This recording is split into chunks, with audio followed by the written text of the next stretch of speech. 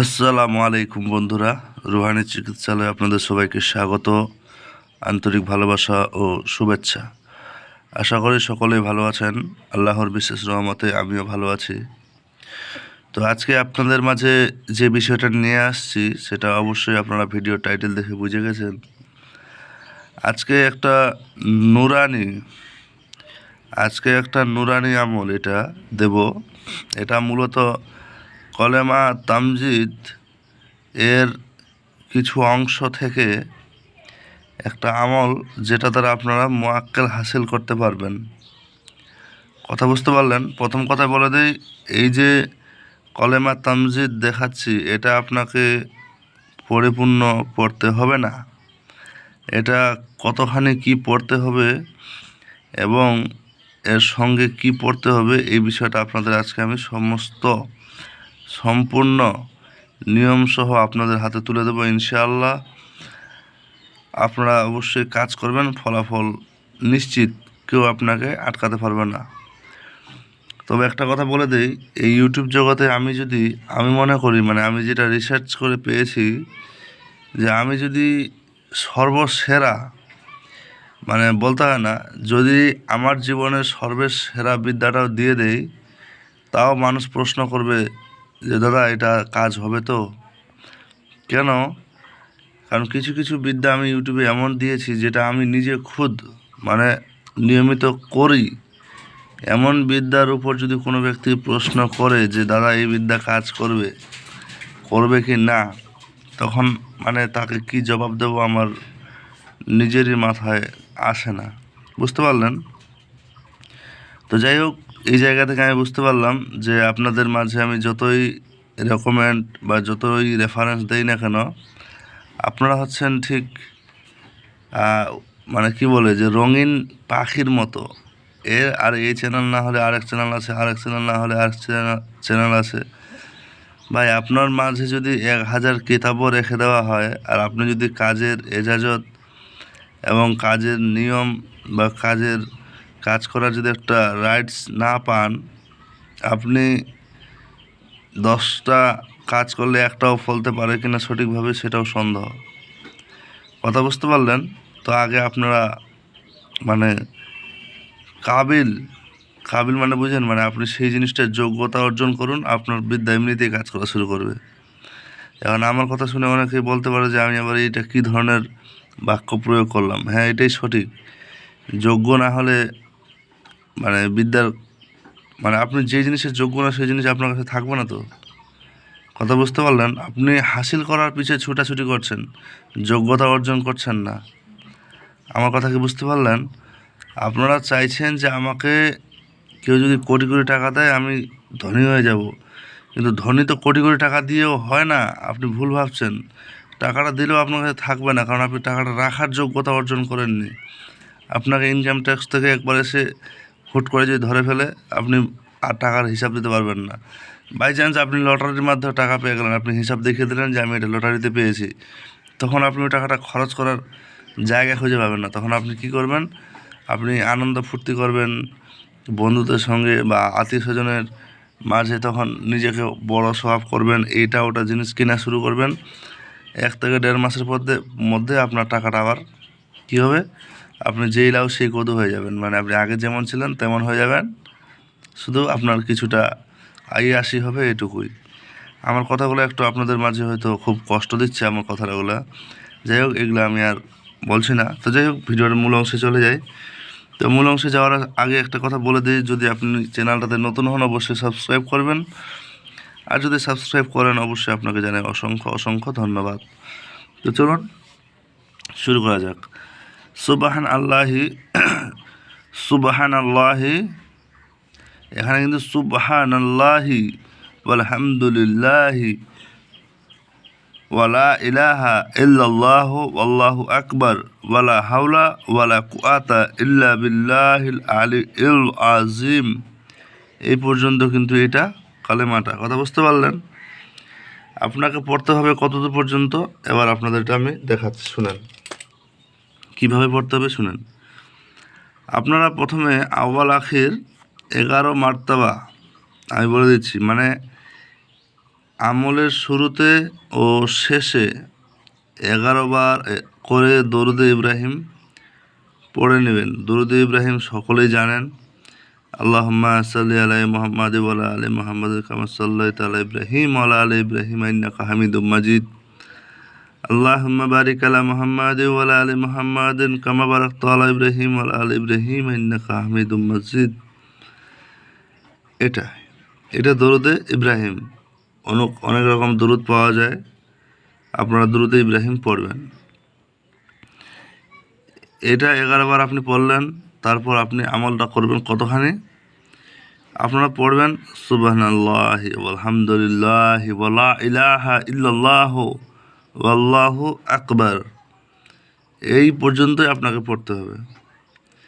সুবহানাল্লাহি ওয়ালহামদুলিল্লাহি ওয়া লা ইলাহা ইল্লাল্লাহু ওয়াল্লাহু আকবার, সুবহানাল্লাহি ওয়ালহামদুলিল্লাহি ওয়া লা ইলাহা ইল্লাল্লাহু ওয়াল্লাহু আকবার।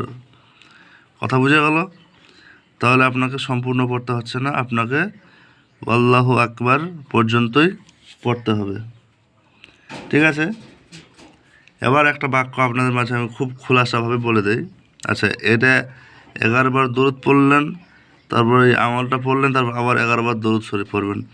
এই আমলটা কতবার পড়বেন এটাই হচ্ছে এখন মূল সমস্যা। মূল সমস্যাটাই সমাধান আছে কিভাবে? এটা আপনার 2 রকমভাবে পড়তে পারেন। 2 রকমভাবে বলতে কি, মূলত আপনাদের কিন্তু এটা একটা চিল্লা করতে হবে। চিল্লা ছাড়া আপনি কিন্তু সফল হতে পারবেন না এই আমলে অন্তত।